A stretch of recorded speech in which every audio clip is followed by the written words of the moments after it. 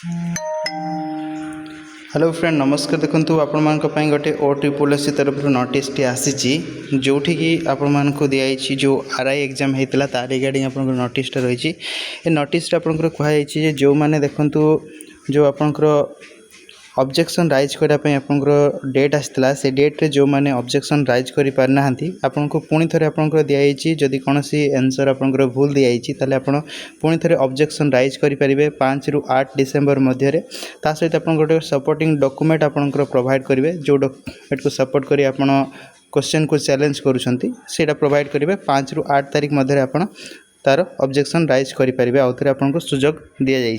ठीक अच्छे तो जो मैंने करना से मैंने करेंगे सहित देखो आपंकर ऑफिशियल वेबसाइट को जाइए व्यू रेस्पॉन्स शीट आंसर की तापर फिलिंग ऑब्जेक्शन जो अच्छी तापर जाइए सब करेंगे।